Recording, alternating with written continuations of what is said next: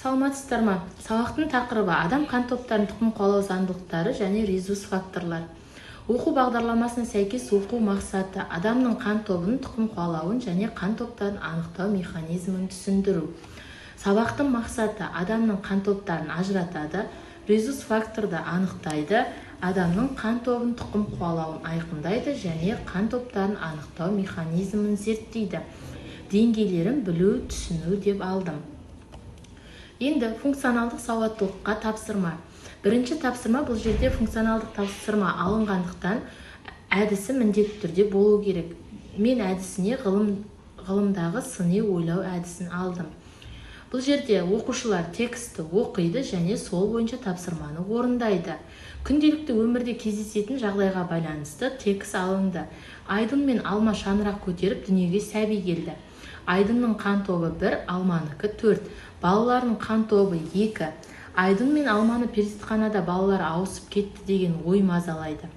Алайда ондай келеңсіз жағдайдың орын алмағанын айтқан дәрігерге қан тобы 1 және 4 болатын ерлі-зайыптылардан екінші қан тобы бар баланы дүниеге келтіру мүмкін бе деген сұрақ қойды. Олар генетика жүгініп бұл мәселені шешті. Генетикалық анықтаулардан кейін бұл сұрақтың шешімі табылды. Енді адамда 4 қан тобы болады. Олардың қан тобы көрсетіліп берілді және генотиптері оқушыларға айқын түрде көрсетілді. Тапсырма, сұрақтарға жауап беріңіз. Шешесінің қан тобы 1-ші топқа, ал әкесінің қан тобы 4-ші топқа жатады. Мүмкін болатын балалардың қан топтары. Бұл жерде оқушылар тек қана бір ғана вариантты белгілейді дұрыс жауапты. Келесіде 2 доминантты 2-ші топ, 3-ші топ аллельдік гендері біріккен жағдайда 4-ші топ пайда болатын құбылыс негізделген.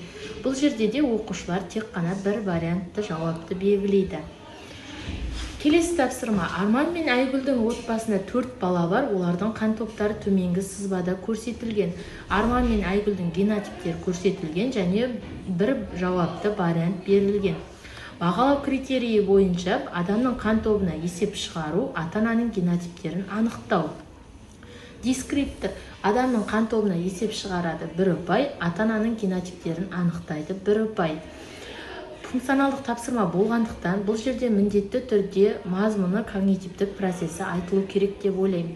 Мазмұны бойынша мазмұнын білу, когнитивтік процесі, деректер мен дәлелдемелерді ғылыми түсіндіру, мәнмәтін жеке, күрделілік деңгейі 2-ші деңгей деп алынды. Келесі тапсырма қазіргі таңда G платформасы өте жақсы дамығандықтан бұл жерде әдісі цифрлық ғылыми ресурстарды пайдалану. Оқушылар QR арқылы қандай қан топтар қосылған нәтижесінде қандай қан топтары пайда болатынын түсіндіреді. Бағалау критерийі адамның қан тобының тұқым қуалауын анықтау, қан топтарын анықтау механизмін түсіндіру, қандай қан топтары қосылған нәтижесінде қандай қан тобы пайда болатынын зерттеу. Дескриптор адамның қан тобының тұқым қуалауын анықтайды, 1 ұпай, қан топтарын анықтау механизмін түсіндіреді, 1 ұпай, қандай қан топтар қосылған нәтижесінде қандай қан тобы пайда болатынын зерттейді, 1 ұпай. Мазмұны бойынша мазмұнын білу, когнитивтік процесі, деректер мен дәлелдемелерді ғылыми түсіндіру, мәнмәтін жеке, күрделілік деңгей 3-ші деңгей, яғни қолдану деңгейі алынды. Бұл жерде оқушылар QR-лағанның нәтижесінде қандай қан топтары қандай байланыс жасайтынын өз көздерімен дәлелдеп түсіндіре алады. Және бұл жерде функционалдық тапсырмаға 5 балдық, 5 ұпайлық тапсырма беріліп тұр. Қалған 5 ұпайды күнделікті тапсырмадан алады деп есептелінді.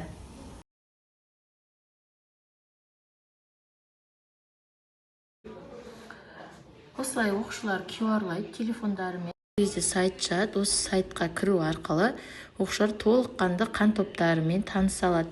Міне 1, 2, 3, 4 қан топтарын қалаған қан тобын сәйкестендіру арқылы қандай нәтижеге қол жеткізетінін оқушы өзі бағалай алады. Мысалы үшін қазіргі таңда сәйкестендіру нәтижесінде қандай қан топтарындағы күтілу нәтижесі болуы мүмкін. Өзі оқушы өз қолымен сәйкестендіріп тұжырымдай алады. Міне, бұл деген өте жақсы деп ойлаймын, себебі оқушылар толыққанды өз қолдарымен нәтижесін талқылап, мұғалімге де өз ойын толыққанды жеткізуге мүмкіндігі болады.